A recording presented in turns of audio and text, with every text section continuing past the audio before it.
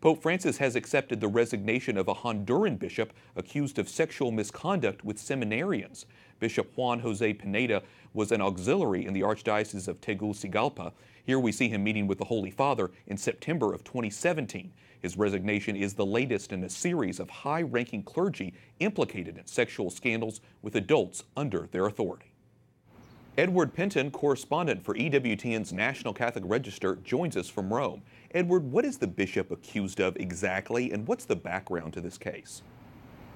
Okay, this relates to Bishop Pineda, who's the top deputy of Cardinal Oscar Rodriguez Maradiaga, who's one of the top advisors to Pope Francis on church reform. Bishop Pineda is accused, or has been at the center of allegations of sexual misconduct and financial misconduct. On the sexual misconduct, that relates to seminarians primarily, and we at the Register obtained 2 testimonies from seminarians confirming this and confirming the allegations against him. There are also allegations of sexual relations, intimate relations with male lovers in Honduras and abroad.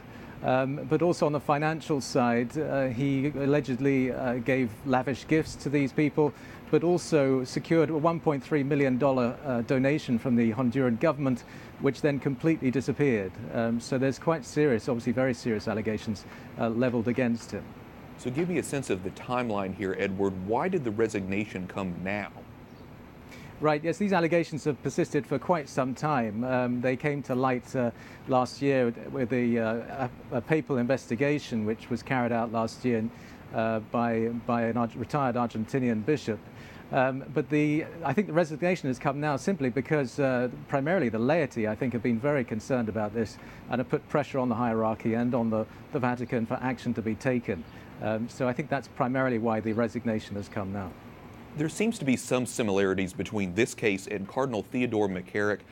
We should remind our audience that McCarrick is the retired Archbishop of Washington, D.C., who was removed from public ministry over credible accusations of sexual abuse of a teenager more than 40 years ago.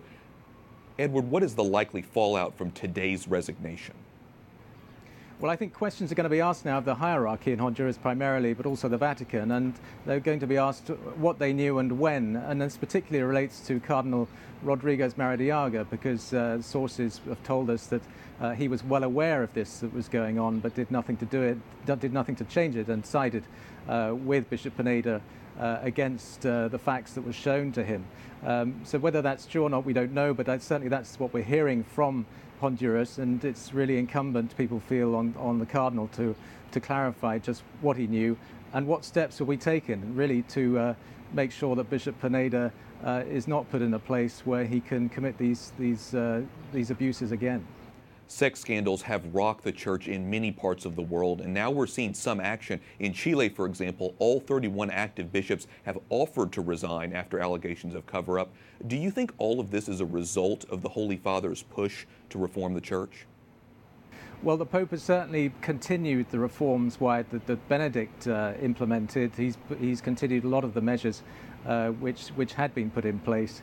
But on the other hand, there has been criticism that he's been quite reactive, and that he's only reacted to these cases when they've come into the public sphere. For example, Honduras, but also there's the example of Chile, where the bishops there was a bishop accused of cover-up, and the Pope didn't really believe that allegation until presented with a letter, and even then he wasn't convinced. And then, of course, there's the issue, the case of Cardinal McCarrick, which has been going on for some years, and which many people knew about, but no action was taken until it made the newspapers.